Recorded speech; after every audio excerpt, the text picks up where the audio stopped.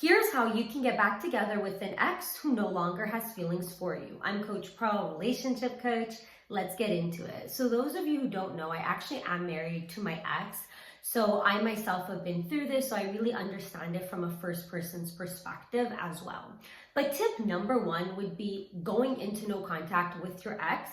And so you're probably wondering, how on earth can going into no contact and being silent with your ex actually make them redevelop feelings?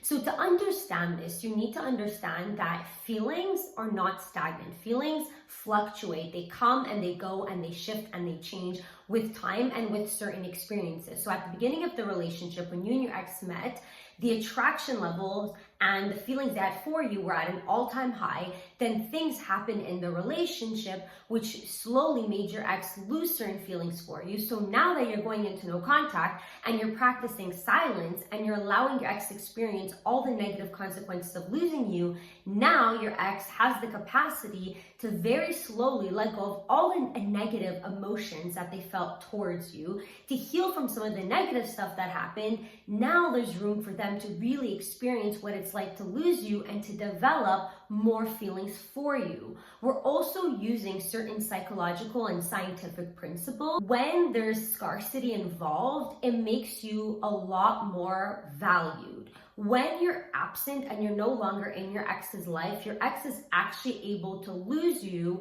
And when you lose somebody, you see them in a much more positive way and you're able to redevelop certain feelings for them. Another thing you also really have to remember is that when you're in no contact and you're no longer communicating with your ex, whatever the reasons were for the loss of feelings to occur in the first place are no longer there, because you're no longer communicating with your ex, you're no longer fighting over things, you're no longer experiencing negative things. So you're also resetting the clock, you're resetting the dynamic between you and your ex.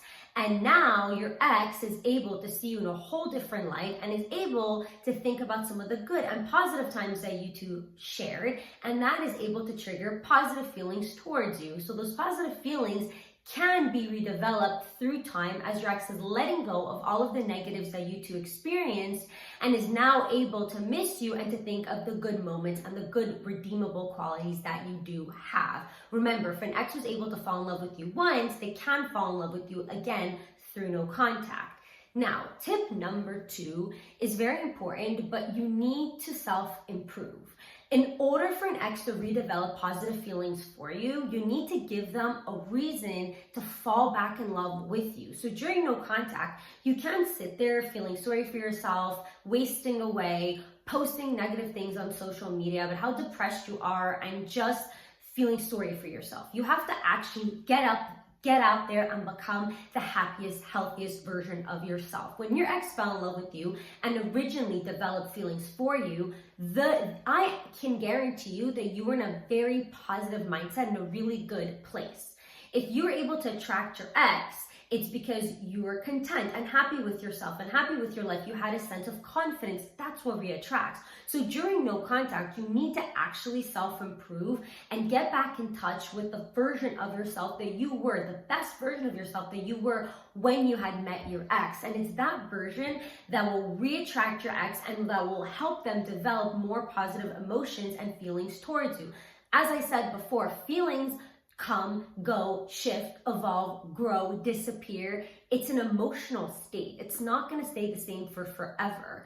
So a part of making an ex redevelop those feelings for you is by you going into no contact and actually self-improving and becoming a better version of yourself. So tip number three is show your ex that you have the capacity to grow, to evolve, and to change. Remember, it takes two to tango. So you're 100% not the only person that's to blame for the downfall of the relationship. You did certain things, your ex did certain things. But of course, if the relationship failed once, if it's the exact same relationship, it's going to fail again. So your ex needs to see that you have the capacity to grow, to evolve, and to change.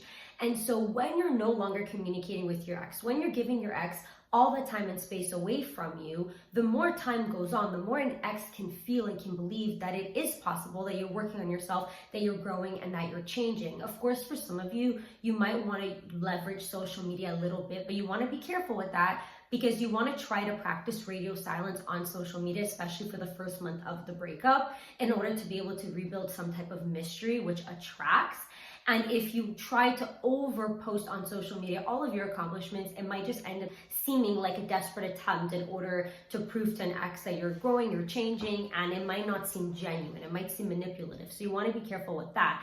But if you're just giving your ex a lot of time, a lot of space, and after your period of radio silence on social media, you post a thing here and there that shows this new and improved version of yourself, an ex is actually going to be able to very slowly redevelop some of those feelings for you, because now that they see that you were able to work on some of the negatives, they have absolutely no more resistance about taking you back, because now that the negative qualities have been worked on, they can start reminiscing and thinking about the good qualities that you have and the good times that you two did share. Tip number 4 is use reverse psychology on your ex. So when you go into no contact with your ex, you're essentially allowing your ex to feel like you're moving on and that you're not fazed by the breakup, you're doing fine, you're happy, you're okay. Because you're not reaching out to an ex is going to assume that you're fine without them and you don't need them. So now that an ex feels like you don't want them or need them anymore, and they feel your loss, an ex can start developing positive feelings for you, because that uses reverse psychology. When an ex felt like they could have you and you're super accessible to them, you're less attractive because of your accessibility.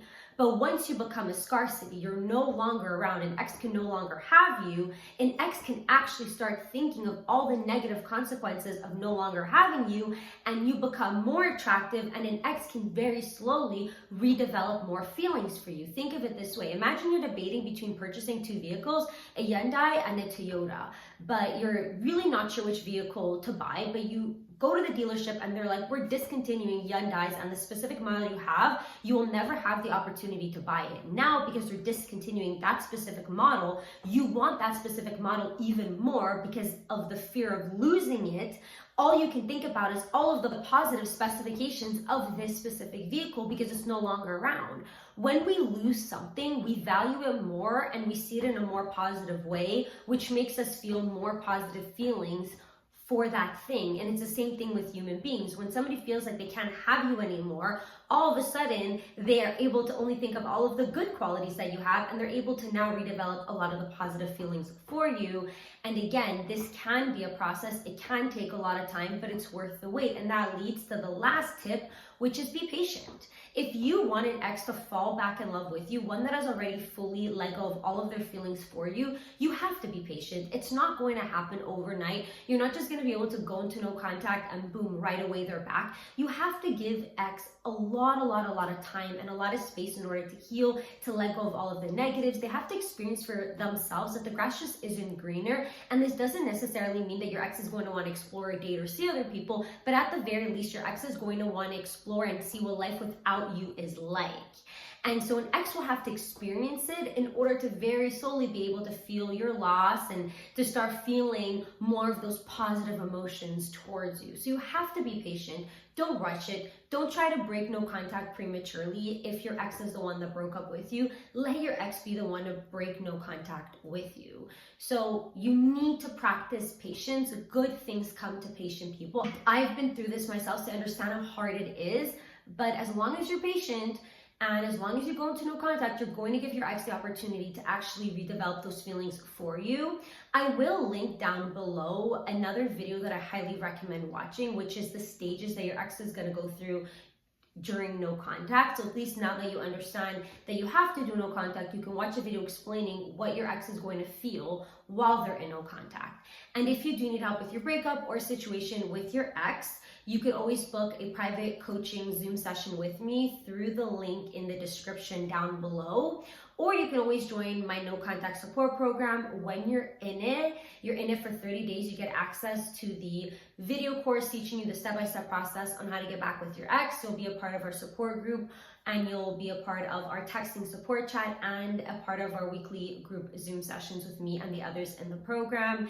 And of course, as always, remember, you're stronger by 2.